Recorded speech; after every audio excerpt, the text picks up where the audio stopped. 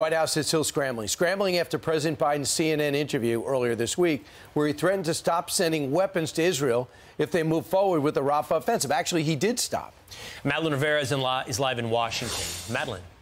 Hey, good morning, guys. Republicans are accusing President Biden of giving in to the demands of the far left flank. Now, the president must also navigate the growing rift between the anti and pro-Israel factions of his own party. Pennsylvania Senator John Fetterman says, for instance, hard disagree and deeply disappointing. On the other hand, progressives believe the president's decision to condition aid to Israel is a sign that protests like the ones roiling college campuses are working.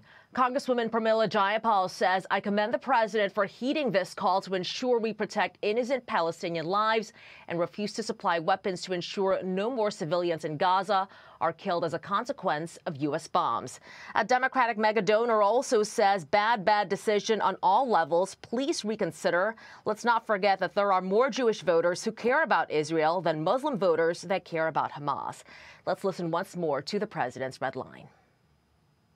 I made it clear that if they go into Rafah, they haven't gone into Rafah yet.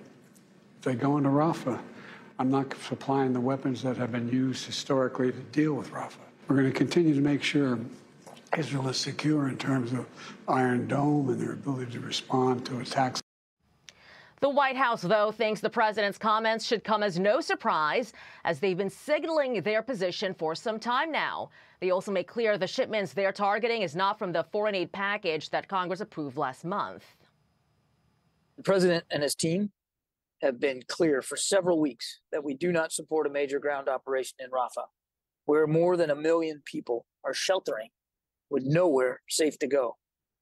The president has said that publicly, and he has communicated that repeatedly and straightforwardly to Prime Minister Netanyahu. Former White House spokesperson Jen Psaki says the president should have acted sooner. I do think that there is some leverage that we are all seeing being used. Should it have been used earlier? I think the answer is yes to that. But we are seeing them hold back in the sending of weapons. That's actually a pretty significant sign. Secretary of State Antony Blinken is expected to submit a highly anticipated report to Congress regarding whether Israel followed international law in its operation in Gaza. Axios reports this could happen as soon as today.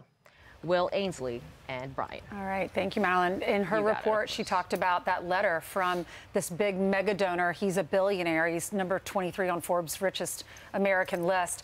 And his net worth is like $2.8 billion. But he said he thinks it's a bad decision and we need to reconsider. There are more Jewish voters than there are that care about Israel than there are Muslim voters. Christianity is our #1 religion, 63%. Judaism is #2. So if he really cares about the voters, and it seems that he's pandering to the voters in Michigan and Wisconsin by going back on this and holding back the weapons, he needs to think about that. There are more Jewish people. And many people I've talked to that are Jewish are saying they're not voting for him because of this. Well, that'll be fascinating to see, because that has been a vote that the Democrats have been able to rely on, similar to how they've been able to rely on the black vote. Cutting off aid. That is something that Joe Biden said he would not do. I was almost incensed at the idea in 2019. The idea that we would cut off military aid to an ally, our only true ally in the entire region, is absolutely preposterous. It's just beyond my comprehension anyone would do that. That was in 2019, Brian, and he was talking directly about Israel. So a couple of things here. I actually wouldn't even worry about the voters. There's certain times in life you have to do what you're supposed to do. The guy's 80-something years old. Right. I know you do. But he does seem to care about the voters because he's backpedaling. Yeah. And by the way, Jen Psaki just revealed where most of the Democratic Party is. He should have, she's telling Stephen Colbert, the president should have done this earlier, threatened Israel. Instead of trying to find out what the right numbers are, how you fight in an urban environment, talk to a military person about what exactly Israel's doing and what their objective is, they quickly got to say, well, there's protests on campus, Michigan's going south, so that's why the president should take weapons away. How about our allies of democracy? They were attacked October 7th, worst time since the 1940s. A guy who was Hitler was presiding over it. Hamas, just as bad, only there's more of them. And now you just ask yourself this question. What's the objective? To wipe out Hamas. Where are they? In Rafah. How many are left? 8,000. Where's the head man, Sinwar? Where is he? In the tunnels of Rafah. Why would you not go in? How dare you not allow a country that was just lost 2,200 people in a brutal massacre, including young people at a conference for peace? How dare you tell them they can't go in and get the people responsible? That's what he should be saying. Every person that dies is on Hamas's hands. And don't forget, they're American hostages that are being held still. Yeah, he never brings that up. No. He never brings up the hostages either. Everybody wants hostages out. That's the only reason why these other guys are still alive.